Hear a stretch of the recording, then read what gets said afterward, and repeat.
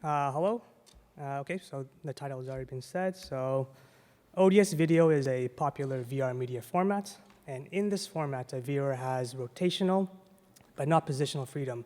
So the viewer can rotate and look around, but moving their head side to side in space, that is not reflected in the video that they're viewing. Depth maps will allow for 6 degrees of freedom by giving each pixel in the panoramic image a true 3D position in space. So by now, there's been a lot of capture rigs which can produce ODS video.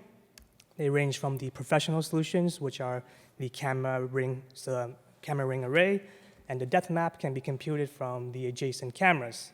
They estimate it from the optical flow. However, this requires a lot of processing power, and due to the large number of cameras, it's quite expensive for consumers, so this GoPro Odyssey is $15K USD. On the consumer level, there are many different approaches which can produce ODS video, and most of these have a single thing in common, which is they use a wide-angle lens to give a single camera more coverage, which reduces the number of cameras required, which reduces the processing power to consumer levels. Now, as VR becomes more popular, so will these consumer-level solutions. However, depth maps are difficult to estimate with these solutions because we don't have that dense camera array.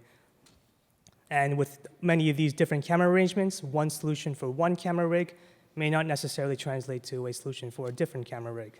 So all this provides our main motivation, which is to produce panoramic depth maps independent of the capture device, and we target the mobile and live streaming applications, so real-time requirement. To be independent of the capture device, we approach the problem from a learning-based perspective. So we give as inputs the ODS frames, and we train a neural network to predict the depth maps required for 6 degrees of freedom video. Now, depth estimation from neural networks is not a new thing. Most of these existing works, they were designed for pinhole camera models. But using pinhole camera models and motion models specific to these pinhole cameras is suboptimal and not ideal when your input images are panoramic. Additionally, all the data sets that were generated for training these networks, they're also pinhole camera, which is not what we want. We want the panoramic depth maps. So we generate these ODS images, our own data sets, by leveraging existing textured meshes, specifically the Stanford 2D, 3D data sets. Here they have 6 different areas, where each area is composed of multiple rooms and hallways. They produce this data set with the Matterport camera, and if you want more details, you can look at their paper and websites. Okay, so given one of these textured meshes, we take the camera arrangement as shown in the top left. We take a position which is contained within these meshes, so any of these yellow dots right here. We apply a random rotation to simulate the potential movement that might happen when a person is holding these mobile camera rigs, and we generate the left and right color panoramas, the color panoramas required for training, as well as the associated depth map and the normal map, which we use for multitask learning. So with our data set generated, this is our baseline network architecture. This network follows the encoder-decoder with skip connections paradigm. That's more or less standard nowadays. And it takes as input 2 panoramas in the equirectangular image format. These images are 256 by 128. So the encoding blocks, what they do is they take in the input and they halve the resolution and double the number of feature maps, while the decoder blocks does the opposite. It doubles the resolution and halves the number of feature maps. At the very end, we follow it up with a series of fully connected layers with dropouts before outputting our desired depth and normal map. Okay, now panoramic images are unique in the sense that the image boundaries must touch in order to really fully envelop a viewer. So to capture this property, we introduce the panoramic loss, and all it does is it puts more weight towards the boundary of the panoramic images. And the goal is to encourage the network to close this boundary. So the panoramic loss is defined as here. We use the reverse Hubert loss, which has shown strong performance in depth estimation. And we append an additional term with a border-weighted matrix. This border-weighted matrix has non-zero entries if the pixel is within k pixels of the image boundary. We also introduced two panoramic depth map evaluation measures, so the absolute border error, ABE, as well as the relative border metric, RBM. And ABE, what it does is it measures the error at exactly the boundary with respect to the ground truth. So we have two variants, ABE K1 and ABE K16. K1 measures exactly at the image boundary, whereas K16 measures a boundary with a border of 16 pixels. The RBM, intuitively what it does is it measures how well a given panoramic depth map connects at the image boundaries.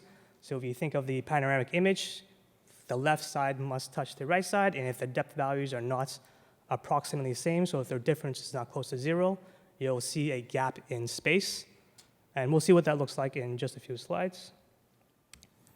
So this is our experimental setup.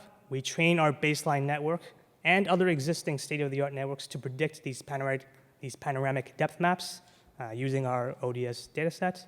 We also train these networks with and without our proposed panoramic loss. The objective here is to determine the performance impact.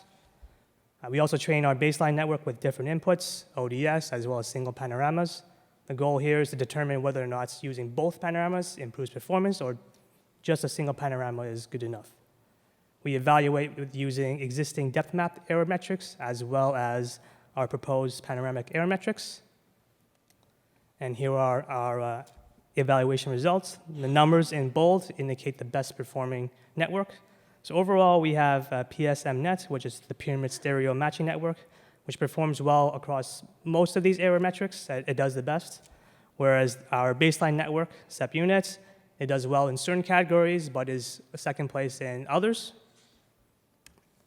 The networks which are highlighted in green, these are the networks which take in ODS images as inputs.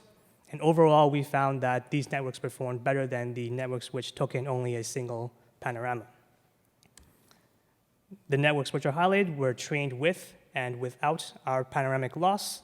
And we found that every network that we trained with our panoramic loss experienced a performance increase in nearly every evaluation measure. So we can see here, for example, our baseline network, the border error is lower, which indicates that the image boundary should be joined a little bit better. So here's a visualization to give some intuition to our numerical results.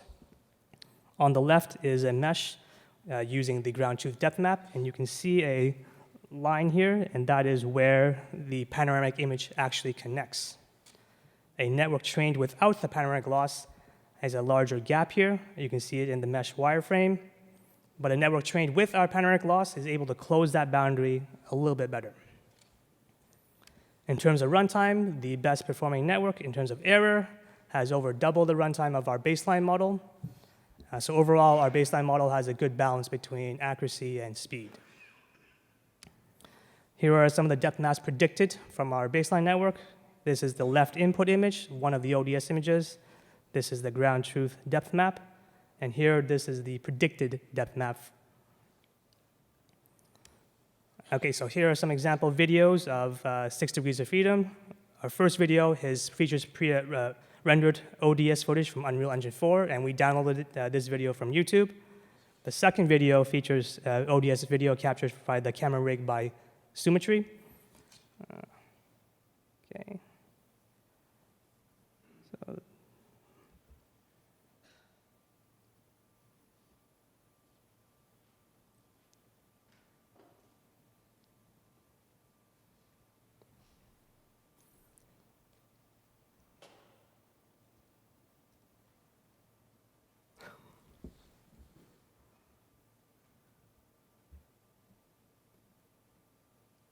Okay, so this is the second video. So this is from a real camera capture rig.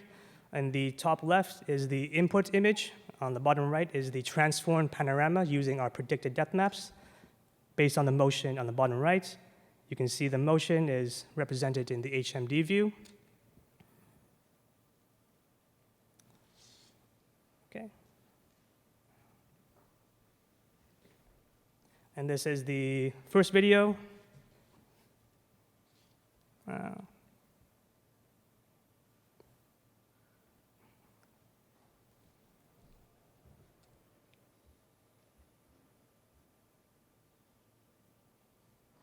So this is the first video.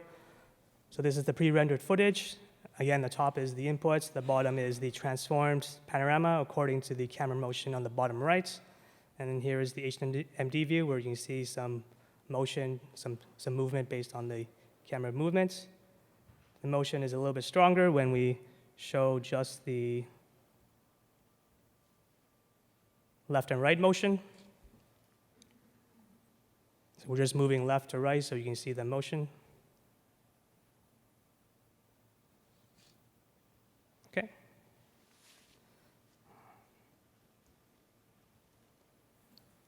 So in summary, we provide a baseline network which can predict panoramic depth maps from ODS images. We propose a border-weighted loss function for panoramic images, and we experimentally show that it reduces the error along the boundaries, closing the gap.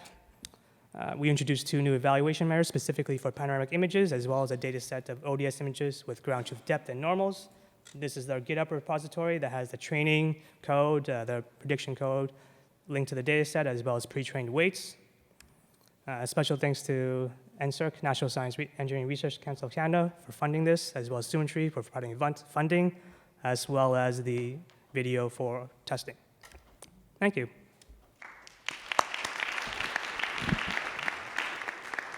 Any questions or comments from the audience? Hi, really nice work. So, one of a great problem when you reproject to another position which was not the one which the video was captured is that a slightly flicker in depth will produce through the video like a huge amount of distortions. That will be, because our rendering is just a mesh, it's just a naive mesh. Yeah, yeah. So, but I'm asking about the temporal consistency of the depth maps. Have you considered adding, or would it be an easy way of adding some kind of temporal consistency term to your approach to make it? Potentially. There's been some existing work which does have some temporal consistency, but we did not look at that for this work here. Okay, thanks. Anything else?